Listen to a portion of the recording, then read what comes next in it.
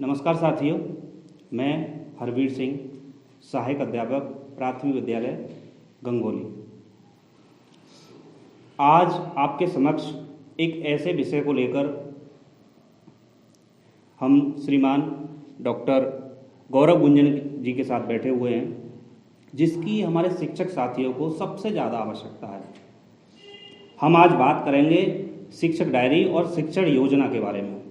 अक्सर आपने भी ये महसूस किया होगा कि हमारे विद्यालय में कभी भी कोई अधिकारी आते हैं, जैसे BSA सर आते हैं, या फिर कोई डाइट मेंटर आते हैं, या फिर SRG आते हैं, या ARP आते हैं, तो वो भी उनकी प्राथमिकता ये रहती है कि शिक्षक विद्यालय में किस तरह से बच्चों को पढ़ाई करा रहे हैं, तो उसकी क्या योजना है, उनकी शिक्षक डायरी उन्होंने कैसे बनाई हुई है।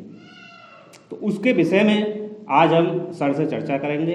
सर हमें उन बिंदुओं के बारे में बताएंगे कि किस तरह से हमें शिक्षक डायरी को मेंटेन रखना है और शिक्षण योजना को कैसे बनाना है। बहुत बहुत स्वागत है सर आपका। Thank you. आज के इस कार्यक्रम में, और आप हमारे साथ जुड़े, आए, हमारे साथ अपना बहुमूल्य समय हमें दिया, उसके लिए बहुत बहुत धन्यवाद आपका। सर डाइट हाथरस में प्रवक्ता के पद पर कार्यरत हैं और मुरसान ब्लॉक के मेंटर भी हैं। तो सर मैं सबसे पहले आपसे ये जानना चाहूँगा कि शिक्षक डायरी की आवश्यकता हमें क्यों पड़ी।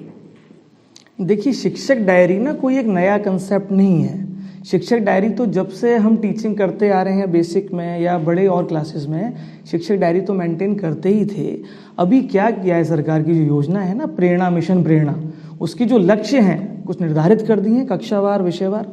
तो उन लक्ष्यों तक जल्द से जल्द, मार्च 22 का टारगेट है, उसको कैसे अचीव करें, उसके लिए एक शिक्षक डायरी को उन्होंने एक नए कलेवर में प्रस्तुत किया है।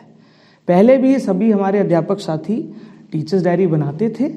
कई बार उसमें वो मेंटेन नहीं होता था कि रेगुलरिटी नहीं रह पाती थी, और जो सुपरविज़न होता था तो वो उतना आनंददायक और उतना सपोर्टिव नहीं हो पाता था।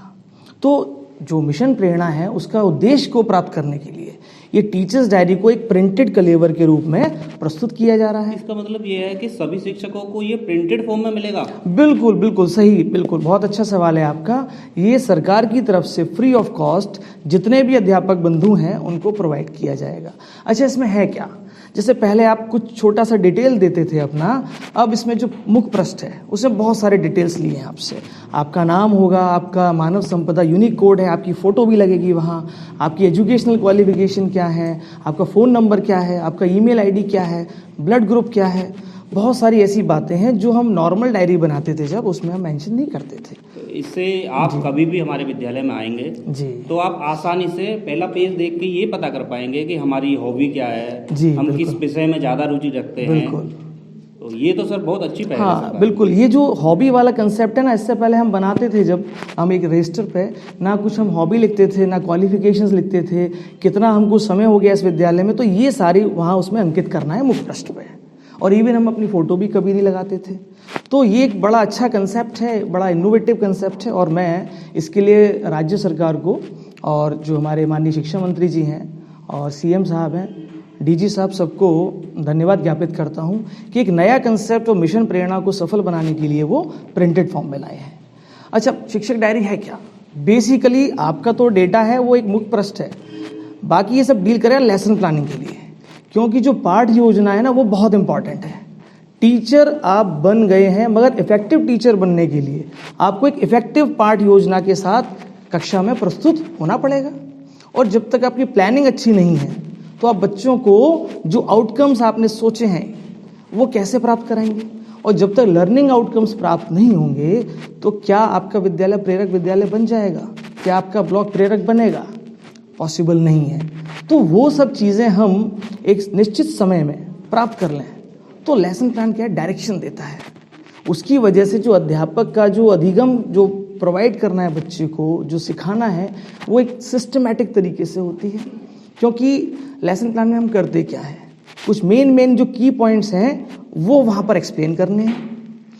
कौन कौन सी एक्टिविटीज़ हम इन्वॉल्व कर सकते हैं वो भी लेसन प्लान का हिस्सा होता है, क्या क्या हम टीएलएम यूज़ कर सकते हैं वो भी लेसन प्लान का हिस्सा है। सर टीएलएम का जब कॉन्सेप्ट आता है तो हमारे दिमाग में बस एक ही बात आती है कि क्या कुछ हम मार्केट से ले आएं और बच्चों को शो कर दें, या फिर बड़े समय से हम कुछ ऐसा बनाएं कुछ क्राफ्ट का यूज़ करके या इतना समय खपा के और फिर उसको बच्चों को दिखाएं। तो कुछ आप ऐसा कुछ बताइए जिससे कि पैसे भी खर्च ना हो, समय का जो है बर्बादी भी ना हो, और किस तरह से हम और कुछ ऐसा अच्छा कर सकते हैं। जी देखिए, जो टीएलएम है ना वो मार्केट में नहीं है एक्चुअल में।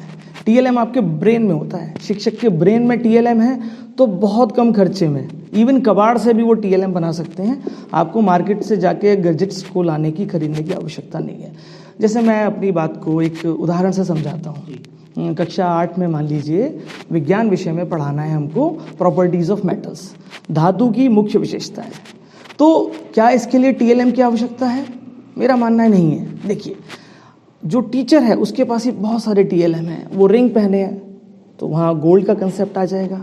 कोई लेडीज़ टीचर हैं वो जो पायल पहनती हैं वहाँ आप मेटल सिल्वर का कंसेप्ट बताएंगे। वहाँ ये बता सकते हैं गोल्ड और सिल्वर ही क्यों आभूषण बनाने में इस्तेमाल होते हैं। तो वहाँ बच्चे को पता है कि सर इसकी चमक बहुत अच्छी है, महंगा है, कीमती है ये। तो आपने उसको जोड़ दिया प्रैक्टिकली और टीएलएम भी दिखा दिया। क्या उसके लिए बाजार जाने की आवश्यकता है? नहीं। अब जिस रूम में बच्चा बैठा है, क्लासरूम इज द टीएलएम, तो उसमें जो दरवाज़ा है, जो चौखट लगी, किसकी बनी है? लोहे की बनी है। तो वहाँ आपने आयरन का कंसेप्ट दे दिया। अब आपको आयरन तक सीमित नहीं रहना है, आयरन का उसका सिंबल भी बता दीजिए कि Fe होता है, फेरम से बना है। तो जितनी अच्छी लेसन प्लानिंग होगी ना उतने आप इफेक्टिव टीचर होगे। इसका मतलब ये है कि हमने अपने विषय को परिवेश से जोड़ दिया। बिल्कुल। और मिशन प्रेरणा का जो लक्ष्य है इससे तो बहुत आसान हो जाएगा। बिल्कुल, मेरा मानना है देखिए, जो टीचर है उसको ना संसाधनों का बंधुआ नहीं होना चाहिए। वो खुद संसाधन क्रिएट करता है, कबाड़ में से भी जुगाड़ कर सकते हैं आप। हर वक्त आपको नए नए लेसन्स को, कंसेप्ट को समझाने के लिए आवश्यकता नहीं है कि आप पैसे खर्च करें, आप थॉट्स खर्च करिए। आपको जो इस डायरी प्रोवाइड की जाएगी तो उसमें आपको साप्ताहिक योजना बनानी है, डेली की योजना बनानी है, और आपके पास बुक्स भी हैं, आपके पास टाइम टेबल भी है कि आपको कौन कौन से सब्जेक्ट्स को पढ़ाना है। ठीक है, तो जब सब चीज़ एडवांस में है तो लेसन प्लानिंग कर सकते हैं। अभी देखिए कोविड-19 कंडीशन चल रही है पिछले लगभग 22-23 मार्च से, और मैं मानता हूँ करीब 10 महीने हो गए कि बच्चे पढ़ाई के लिए फिजिकली विद्यालय में नहीं आ रहे हैं, मगर टीचर्स को तो सभी आ रहे हैं आप लोग। तो 9 से 3 बजे यानी 6 घंटे का समय है। आप इसमें अगर 4 घंटे भी ध्यान से देंगे, विचार मग्न होकर उस कंसेप्ट को, प्रकरण पे लेसन प्लान बनाएंगे, तो आप डेली 3-4 बड़े अच्छे लेसन प्लान बना सकते हैं। और जब आप समय देते हैं तो बहुत सारे टीएलएम आप वैसे ही बना देंगे बहुत कम खर्चे में। हाँ, कुछ खर्चा तो होता है मगर बहुत कम खर्चे में हो जाएगा। तो ये टोटली डिपेंड करेगा आपके डेडिकेशन पे, आपके इंटरेस्ट पे। और चूंकि आपको अपना विद्यालय तो प्रेरक बनाना ही है, क्योंकि जैसे मिशन प्रेरणा है, इतना सारा खर्चा गवर्नमेंट कर रही है। कंपोजिट ग्रांट में 25,000 रुपये आ रहे हैं प्राइमरी में, और सम्मिलित विद्यालय में करीब 50,000 रुपये आ रहे हैं। तो फंड्स की कमी नहीं है। और ऊपर से भी जो वेबिनार्स होती हैं, आदरणीय महोदय सर लेते हैं, डीजी साहब लेते हैं। और अभी रिसेंटली आज भी एक हमारे यहाँ डाइट पे मेल आया है कि 14 दिसंबर में आदरणीय शिक्षा मंत्री जी और माननीय मुख्यमंत्री जी भी एक ऑनलाइन वेबिनार को आयोजित कर रहे हैं। तो उसमें हम सभी टीचर्स, डाइट मेंटर्स भी जुड़ेंगे, क्योंकि बहुत फोकस है। मेरा मानना है as is the teacher so is the student. और जब टीचर एक्टिव है तो स्टूडेंट एक्टिव होगा, तो उससे आपका विद्यालय आगे बढ़ेगा, आपका ब्लॉक आगे बढ़ेगा, आपका जिला आगे बढ़ेगा, प्रदेश आगे बढ़ेगा, और ये देश आगे बढ़ेगा। तो मिशन प्रेरणा तो एक नाम है।